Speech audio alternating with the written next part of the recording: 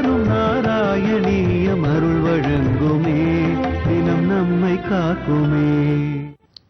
அக்னிவாசரவலக்ஷபக்ஷகைகி உத்தராயண ஜுஷாச்ச தெய்வதைகி பிராபிதோ ரவிபதம் பவத்பரோஹோ மோதவான் த்ருவபதம் தமீயதே.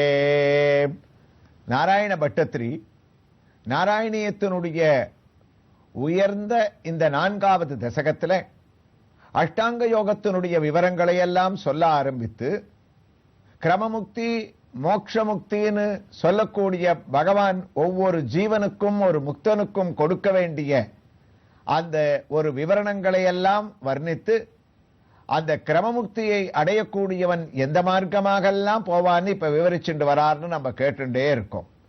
அந்த வகையில நாராயணியத்தில் நாம் ஒரு கிருஷ்ணனுடைய தரிசனத்தோடு இந்த ஸ்ரவணத்தை நடத்தின்னு இருக்கோன்றது உங்க எல்லாருக்கும் தெரியும்.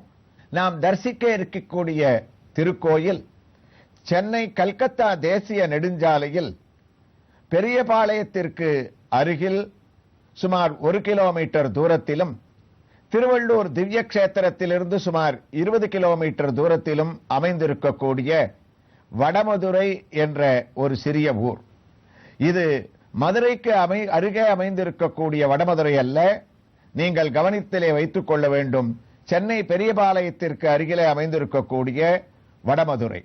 இங்கு எழுந்தருளி இருக்கக்கூடியவன் ஸ்ரீதேவி பூதேவி சமேத ஆதிகேசவ பெருமாள்.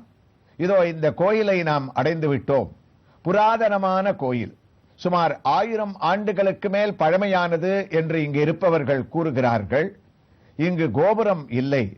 உள்ளே நாம் நுழைவதற்கு முன் அழகான சுதை, இங்கு அந்த சுதையிலே ஆதிகேசவன் சங்கு சக்கரங்களை தாங்கிக் கொண்டு அபய கஸ்தத்தோடு அவருக்கு இருபுறமும் ஸ்ரீதேவியும் பூதேவியும் தாமரை புஷ்பங்களை கையிலே ஏந்திக் கொண்டிருக்க உபயநாச்சிமார்களோடு இங்கு சுதை வடிவத்திலே எழுந்தருளியிருக்கக்கூடிய ஆதிகேசவனை நாம் தரிசித்து உள்ளே நுழைகின்றோம். நாம் மூலவரை படமெடுப்பதற்கு நமக்கு அனுமதி இல்லாவிட்டாலும் இங்கு எழுந்தருளியிருக்கக்கூடிய இப்போது தரிசிக்கக்கூடிய ஆதிகேசவன் போன்றே இங்கு உள்ளே மூலமூர்த்தியானவர் எழுந்தருளியிருப்பதாக இங்கு இருப்பவர்கள் கூறுகிறார்கள். இதோ அழகான பலிபீடம். அந்த பலிபீடத்தை தாண்டும் போது நமக்கு ஒரு சிறிய விமானமானது நம்முடைய கண்ணுக்கு தெரிகின்றது. இது கருடனுடைய சன்னதி என்று நாம் கருடனுடைய தரிசனத்திற்காக உள்ளே நுழைகின்றோம். ஆகா, கருடனுக்கென்று 3 நிலைகள் கொண்ட அழகான விமானமானது தரையிலே அமைக்கப்பெற்று ஒரு கலசத்துடன் இங்கு கருடன் தனிச்சன்னதியோடு அமைந்திருக்கின்றார்.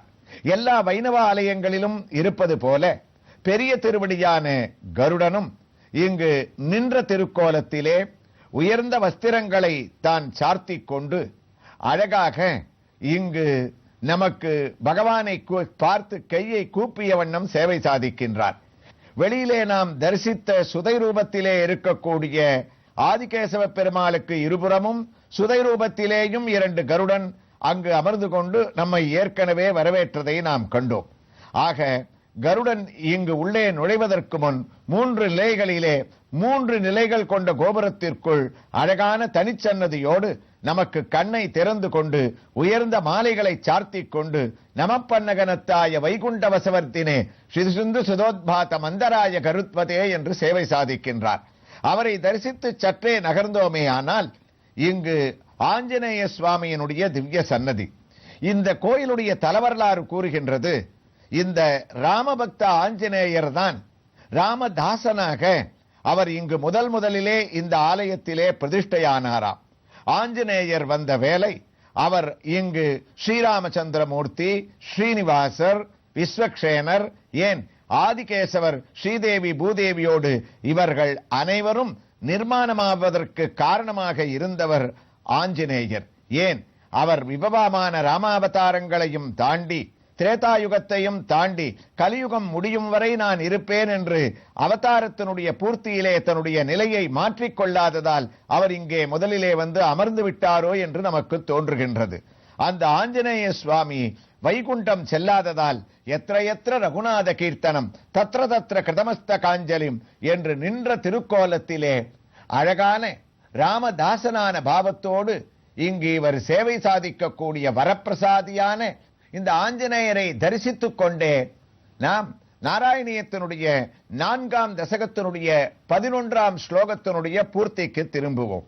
பிராபிதோ ரவிபதம் பவத் பரோ மோதமல் துருவபதம் தமீயதே. நமக்கு ஞாபகத்திற்கு இருக்கும், ஒரு கிரமமுக்தியை விரும்பிய ஜீவனை அக்னி பகல் சுக்லபக்ஷ அபிமான தேவதை, உத்தராயண அபிமான தேவதை, சம்வத்சர தேவதைகள் ஆக அனைவரும் அவனை அழைத்து சென்று கடைசியாக மோதமல் துருவபதம் தமீயதே அவரை கொண்டு நாராயண பட்டத்திரி கூறுகின்றார், குருவாயூரப்பா, துருவன், எந்த துருவன் தங்களுடைய பக்தனாக தங்களையே தியானித்துக் கொண்டு அவன் துருவபதம் என்ற ஒரு பேற்றை தான் தனியாக அடைந்தானோ, அந்த துருவபதத்தை கிரமமுக்தியிலே செல்லக்கூடிய ஜீவன் அடைய துருவனானவன் அவனை வரவேற்று தன்னுடைய உலகத்திலே பலவிதமான உபசாரங்களை எல்லாம் நடத்துகின்றானாம். இவ்வாறு கிரமமுக்தியிலே கிரமமாக துருவபதம் வரை இவன் செல்லுவதும், அதற்கு அடுத்தாற் போல் இவன் பிரம்மலோகம் முதலியவற்றை கடக்க இருப்பதும் மகான்கள் யோக சாஸ்திரங்கள் முதலிய வைபவங்களிலே அர்ச்சிராதி மார்க்கம் என்று குறிப்பிடுகின்றார்கள். இந்த அர்ச்சிராதி மார்க்கத்திலே நாராயண பட்டத்திரி அனுபவித்த இந்த ஸ்லோகங்கள் இவன் துருவபதம் வரை செல்லக்கூடிய வைபவங்களை சுவாமி தேசிகன் அதிகார சங்கிரகத்திலே தமிழிலே அழகான ஒரு பாசுரத்திலே நமக்கு விளங்குமாறு விளக்குகின்றாராம்.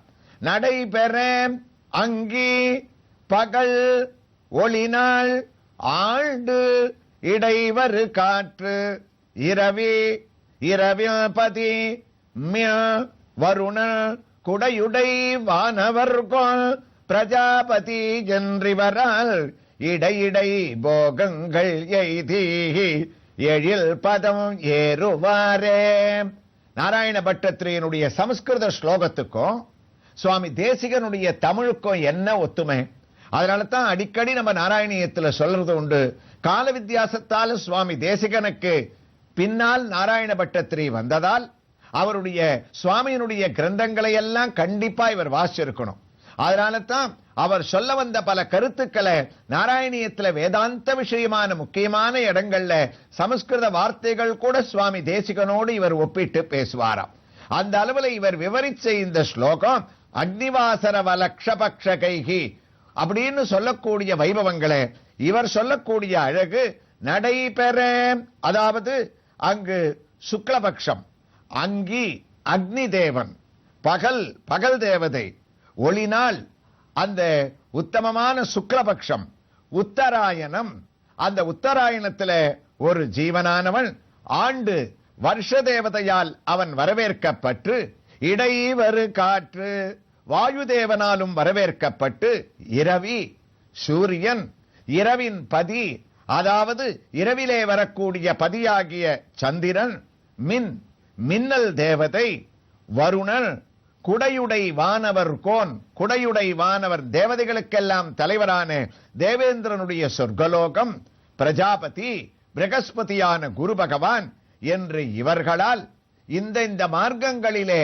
அவரவர்களால் வரவேற்கப்பட்டு இடையிடை போகங்கள் எய்தே. அதைத்தான் இந்த கிரமமுக்தி ஜீவன் விரும்பினான். நமக்கு ஞாபகம் இருக்கும், பகவான் கேட்டார், நீ நேர என்னுடைய உலகத்துக்கு வரையா இல்ல மற்ற உலகங்கள்லாம் பார்த்துட்டு வரையான்னு. இல்ல மற்ற உலகங்களையும் பார்த்துட்டு வரணும்னு சொன்னதுனால அந்த ஆசையும் இவன் அடையட்டுமேன்ற ஒரு நல்ல சிந்தனையோட இவனை அனுப்பினதுனால ஒவ்வொரு உலகத்துல அவன் எந்த அளவுக்கு இருக்கணும்னு நினைக்கிறானோ அந்த அளவுக்கு இடையிடை போகங்கள் எய்தே, அங்க இருக்கக்கூடிய சுகங்கள் எல்லாத்தையும் அனுபவிச்சு அந்தந்த லோகத்திலேருந்து இவன் கிளம்புறேன்னு சொல்ற சமயத்துல பிரம்மலோகத்துக்கு முன்னாடி துருவனுடைய லோகத்தை வந்து அடையிறான். அந்த துருவபதத்துல எய்தி எழில் பதம் ஏறுவாரே, அப்படி அவன் கிளம்பக்கூடிய சமயத்துல எழில் பதமானது இவனுக்கு மேலே செல்லக்கூடிய வழியை உத்தமமாக காட்டுகின்றது. அப்படின்றது தான் மகான்கள் வர்ணிக்கக்கூடிய அழகான ஒரு வைபவம்.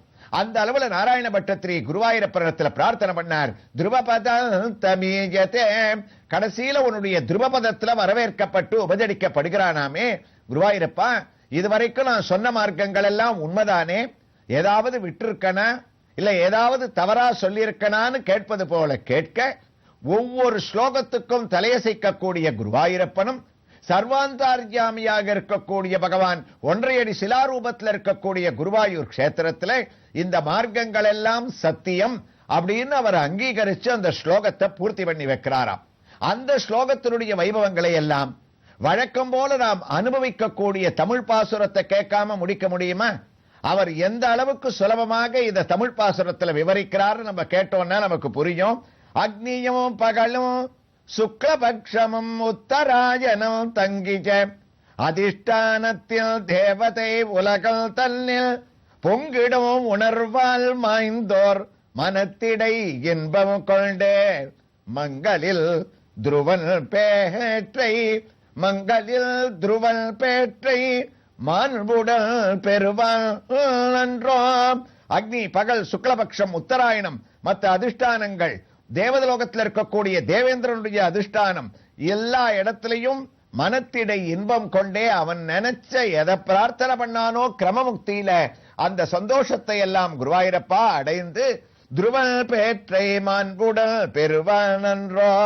அந்த துருவனுடைய ஒரு பேற்றவை அடைஞ்சு அங்க சௌக்கியமா இருக்கான்னு முடிச்ச நாராயண பட்டத்திரி 4வது தசகத்தினுடைய 12வது ஸ்லோகத்தை அதுக்கப்புறம் அவனுடைய நிலைமை என்னன்றத அழகாக விவரிச்ச ஆரம்பிக்கிறாரா. ஆஸ்திதோ தமகராலயே யதாக சேஷவக்த்ரதகனோஷ்மபத்யதே ஈயதே பவது பாஸ்ரயஸ்ததா வேதசப்பதமத புரைவவா. நாராயண பட்டத்திரி அடுத்த கேள்வியை எழுப்புறார். குருவாயூரப்பா, ஒரு ஜீவன் இத்தனை லோகத்தை தாண்டி துருவலோகத்துக்கு வந்தாச்சு, அங்கேருந்து அவன் கிளம்பணும்னு தீர்மானம் பண்ணிட்டான். அப்ப அந்த துருவபதத்திலேருந்து துருவன் வெளியில வந்து அவனுக்கு உத்தரவு கொடுக்கிறான். அதுக்கு அடுத்ததான் அவன் என்ன பண்றான்? ஆஸ்திதோ தபகராலயேயதாம், கிளம்பி அவன் செல்ல வேண்டிய லோகம் என்ன, அங்க யார் அவனை வரவேற்கிறான்னு இவர் கேள்வியை எழுப்பி அதுக்கு பதிலாக இந்த ஸ்லோகத்துல எந்த விதத்துல தொடர்றார்ன்ற ஒரு வைபவங்களை வடமதுரையில் இருக்கக்கூடிய ஆதிகேசவ பெருமாள் இந்த ஆலயத்தினுடைய ஒரு சன்னதியின் திவ்ய தரிசனத்தோடு அடுத்த பகுதியிலே நாம் நலம் தரும் நாராயணியத்தை தொடர்ந்து கேட்கலாம்.